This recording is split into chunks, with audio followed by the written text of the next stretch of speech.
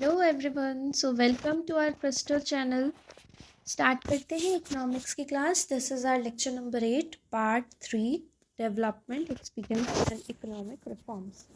Now in this class we will continue from the new topic.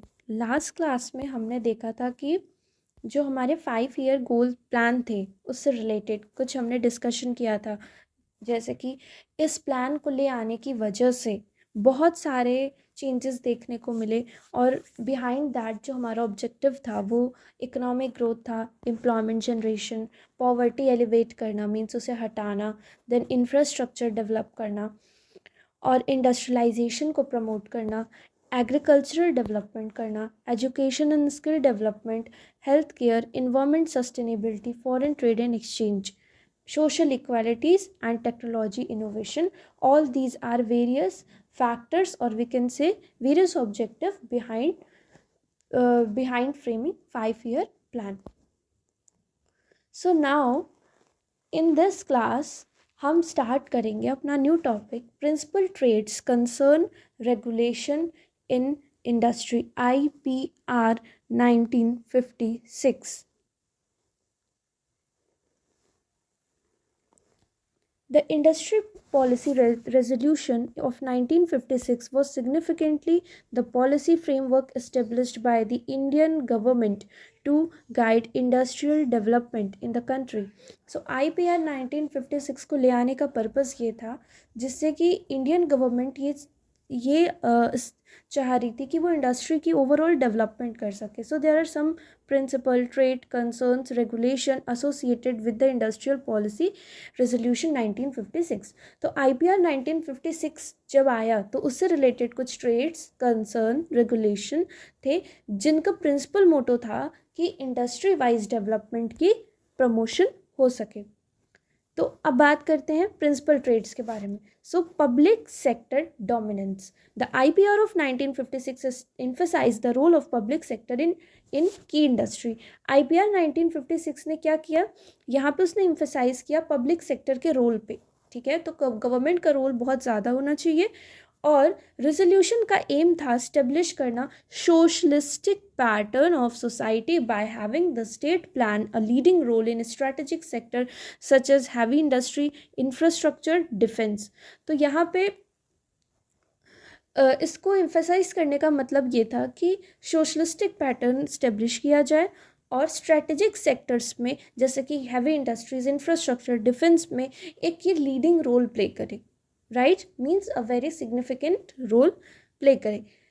तो इसलिए हम IPR 1956 लेकर आए. अच्छा, mixed economic approach. So while promoting the public sector enterprise, जब public sector enterprise की promotion हो रही थी उस टाइम पर policy recognise the importance of private enterprise in industrial development. तो ऐसा फील हुआ कि नहीं, पब्लिक सेक्टर डोमिनेंट होगी, it is good fine, but on the other hand private sector का भी इनरोलमेंट इंगेजमेंट होना ज़रूरी है.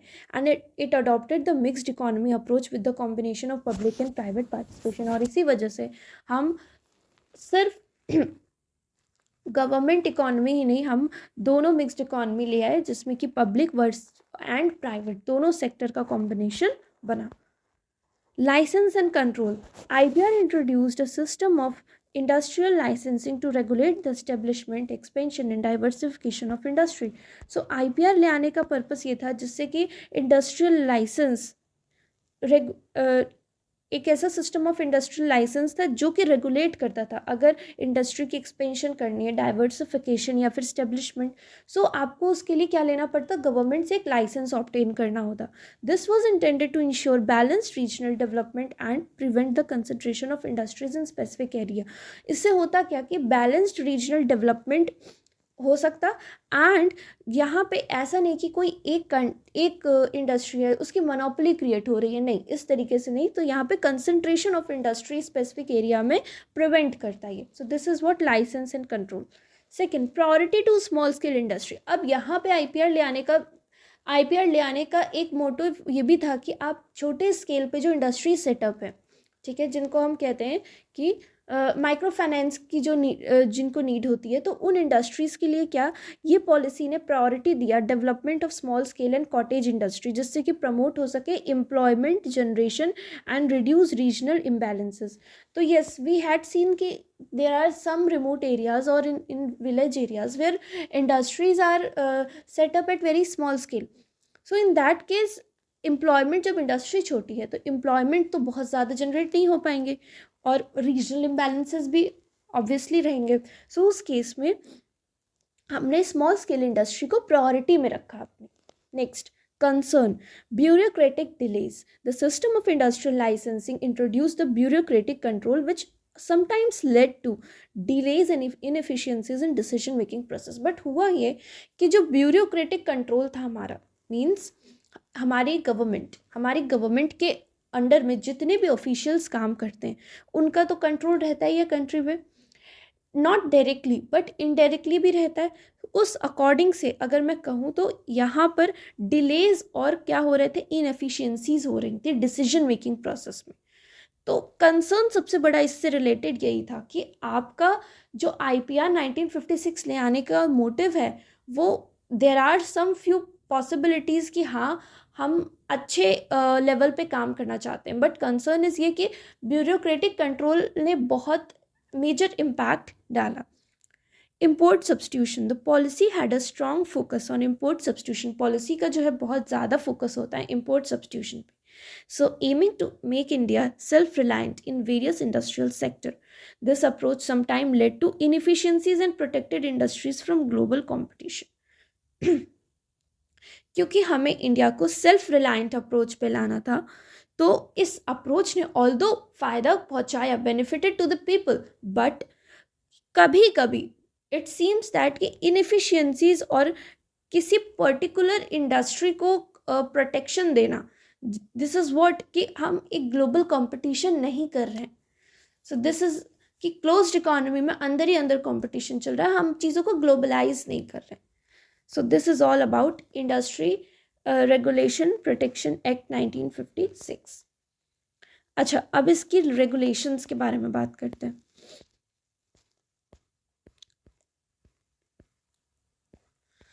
देखिए, जब when we talk about regulation, सबसे पहले आता है industrial licensing. So the IPR introduce the system of industrial licensing where industry needed government approval to start. Industrial licensing का मतलब ये था कि अगर आपको कोई इंडस्ट्री सेटअप करनी है तो उसके लिए आपको पहले गवर्नमेंट से परमिशन लेनी होगी. This permission is in the form of licence, okay, to expand diversify their operation. Industry को सेटअप करना है, इवन उसकी डाइवर्सिफिकेशन करनी, एक्सपेंशन करनी है, you have to take a permission before doing all these things. This was aimed at ensuring the planned development and preventing the concentration of industry. ऐसे करने के पीछे रीज़न क्या था कि एक प्लान डेवलपमेंट हो सके और इंडस्ट्री कंसंट्रेशन हट सके. ठीक है.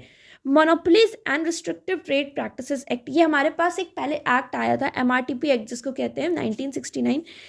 Response to concern and about the concentration of economic power. इसका मेन जो कंसर्न था वो था इकोनॉमिक पावर पे. So this aim to prevent the monopolistic and restrictive trade practices. इसको लाने का, इसके नाम से ही समझ आ रहा है कि कभी कभी होता ये है कि हमारा जो समटाइम्स व्हाट हैपेंस कि businesses are competing each other, they are closely interlinked, but what happens कि जब उनको लगता है कि नहीं उनके प्रोडक्ट की कोई यूनिकनेस है तो दे क्रिएट मोनोपोली. और मोनोपोली ले आने से बहुत सारे डिस्क्रिमिनेशंस होते हैं, बहुत सारे वी कैन से देखने को मिलते हैं कि प्राइस डिस्क्रिमिनेशन रहता है, प्रोडक्ट की मे बी क्वालिटी कॉम्प्रोमाइज़ हो जाए, but the consumer are not aware about much that.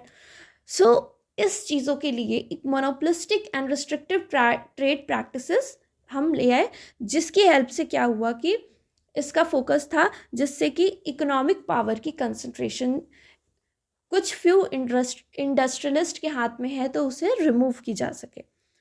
Then public sector enterprise. The government played a direct role in establishing the managing public sector enterprise in key industry, contributing to overall development of the industrial sector. तो government ने यहाँ पे बहुत important role play किया था overall development में industrial sector के। It is important to note that industry policy 1956 underwent changes, but yes इसमें चेंजेस कंटिन्यूसली किए जा रहे थे over the years, and subsequent economic reforms 1991 marked a departure from some of the principles outlined in original policy. Liberalization policy 1991 aimed reducing government control and promoting more market oriented approach to economic development. So हुआ क्या कि जब हम IPR लेकर आए उसके बाद continue subsequent changes किए जा रहे थे। बाद में गवर्नमेंट को ये रियलाइज़ हुआ कि अगर हम अपना control means government dominant society अगर बना देंगे, सो व्हाट हैपेंस कि बाकियों को यहाँ पर आके कंपटीशन करने का और अपने आप को एक तरीके से प्रूफ करने का कि they are well and good और उनके पास भी कुछ कैपेबिलिटीज़ और एफिशिएंसीज हैं, ये मौका नहीं मिलेगा। सो मार्केट ओरिएंटेड अप्रोच हम लेकर आए। इस वजह से मार्केट ओरिएंटेड अप्रोच को प्रमोट करने के लिए, इकोनॉमिक डेवलपमेंट के लिए गवर्नमेंट इकोनॉमिक रिफॉर्म्स फाइनली 1991 को इंट्रोड्यूस की। नेक्स्ट आता है SSI। क्या होता है? Small scale industries. तो इसको भी देख लेना चाहिए, ये इंपॉर्टेंट है। स्मॉल स्केल इंडस्ट्री को हम मीडियम साइज्ड इंटरप्राइजेस भी कहते हैं और कुछ रीजंस में ये बहुत क्रूशियल रोल प्ले करते हैं इकोनॉमिक डेवलपमेंट ऑफ कंट्री में, एम्प्लॉयमेंट जनरेशन के लिए। देखिए होता क्या है कि जब स्मॉल स्केल इंडस्ट्रीज होती हैं ऐसी जगह पे जहाँ पे एम्प्लॉयमेंट अपॉर्चुनिटीज़ नहीं है, तो वहाँ ऑटोमेटिकली एम्प्लॉयमेंट जनरेट होने लगता है। लेबर इंटेंसिव टेक्निक अप्रोच है तो more and more human force are generated, right. और ये अपॉर्चुनिटी प्रोवाइड करता है लार्ज नंबर ऑफ पीपल को, स्पेशली उस एरिया में जहाँ पे बड़ी बड़ी इंडस्ट्री फिजिबल नहीं है, मतलब बड़ी इंडस्ट्री सेटअप नहीं हो सकती है बिकॉज उनको बहुत सारे अपॉर्चुनिटी कॉस्ट लगेंगे। सो स्मॉल स्केल इंडस्ट्री यहाँ पे बेस्ट है। Promotion of entrepreneurship. अच्छा, एसएसआईज इनने इंकरेज किया entrepreneurship by providing individual with opportunity to start and manage their own business. SSI आया तो इंडिविजुअल ने अपने खुद के बिजनेस को स्टार्ट और मैनेज करने के लिए कई सारे स्टेप्स लिए एंड रिलेटिवली कम इन्वेस्टमेंट करके भी एक अच्छी इंडस्ट्री या फिर कह सकते हैं एक लार्ज स्केल एंटरप्राइज से भी अच्छा इस एंटरप्रेन्योरशिप किया जा सकता है and it is more accessible aspiring entrepreneurship. और आने वाले एंटरप्रेन्योर्स के लिए भी ये बहुत ही एस्पायरिंग रहा है, as we can say inspiration का सोर्स रहा है, right. Next point, regional development. अब जहाँ पर स्मॉल स्केल इंडस्ट्री सेटअप होंगे वहाँ पे अगर कोई इकोनॉमिकली बैकवर्ड एरिया है या फिर हम कह सकते हैं कि अंडर डेवलप्ड है, वो ऑटोमेटिकली प्रमोशन होने लगेगा उसका। People became more aware about that कि हाँ क्या चीज़ें हैं और क्या क्या चीज़ें इंडस्ट्री प्रोड्यूस कर रही है, तो अवेयरनेस एक तरीके से बढ़ेगी। और होगा यहाँ पर क्या कि बिजनेस जब स्टेब्लिश होगा इस एरियाज़ में तो एसएसआईज रिड्यूस करेगा रीजनल इम्बैलेंसेज और प्रमोट करेगा inclusive growth.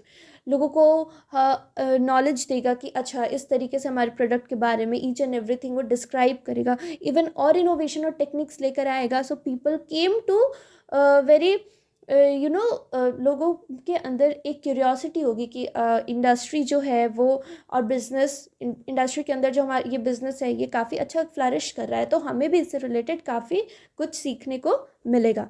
So this is what, ये सारे फ़ायदे थे। Low capital investment, small scale industry में बहुत ही लोअर कैपिटल इन्वेस्टमेंट की रिक्वायरमेंट होती है एज़ कम्पेयर टू लार्ज, क्योंकि ये स्मॉल है। This makes easier for individual with limited financial resources to enter into the business sector. अब अगर मेरे पास फाइनेंशियल रिसोर्सेज की कमी है, अगर मेरे पास फंड्स रिलेटेड रिसोर्सेज या फिर मैं कह सकती हूँ मेरे पास फैक्टर्स ऑफ सर्विसेज की कमी है, उस केस में भी मैं अपने बिजनेस को आराम से कंफर्टेबली स्टार्ट कर सकती हूँ और ये हमारी इकोनॉमिक डाइवर्सिटी को भी फोस्टर करेगा, मीन्स उसको भी क्या करेगा, इंक्रीज करेगा। सो this is what low capital investment. Innovation and flexibility. Innovation and flexibility में होता ये कि एसएसआईज बहुत ही फ्लैक्सीबल और अडेप्टेबल होते हैं to the changing market condition. अब क्योंकि ये छोटे लेवल पे ऑपरेट कर रहे हैं तो इनको चेंज करने में ज़्यादा प्रॉब्लम नहीं होगी as compare to those businesses जो कि बड़े लेवल पे ऑपरेट कर रहे हैं। उन्हें चीज़ें अडेप्ट करने में थोड़ी प्रॉब्लम होती है, उन्हें स्विचिंग कॉस्ट लगती है, सबसे इंपॉर्टेंट थिंग। तो हम इसलिए कह सकते हैं कि दे आर व्हाट, कि ये ईजिली अडेप्टेबल हैं to the changing environment and due to smaller size ये क्विकली रिस्पॉन्ड भी करते हैं मार्केट की डिमांड और इम्प्लीमेंट करते हैं इनोवेशन, छोटे साइज़ के हैं, तुरंत मार्केट के डिमांड को क्या करेंगे, मीट करेंगे और आसानी से विदाउट एनी प्रॉब्लम ये क्या कर सकते हैं, इनोवेशंस भी लेकर आ सकते हैं, which may be challenging for larger one, जो बड़े इंडस्ट्रीज़ के लिए चैलेंजिंग होगा, मोर ब्यूरोक्रेटिक ऑर्गेनाइजेशन। जीडीपी में तो कंट्रीब्यूट करेंगे ही, वाई, क्योंकि जब small in scale industry grow करेगा धीरे धीरे, क्यूमुलेटिव कंट्रीब्यूशन होगा स्मॉल स्केल इंडस्ट्री का to grow gross domestic product of country significant. The collective output of various small enterprises substantial impact on overall economic performance. तो इनके collective cumulative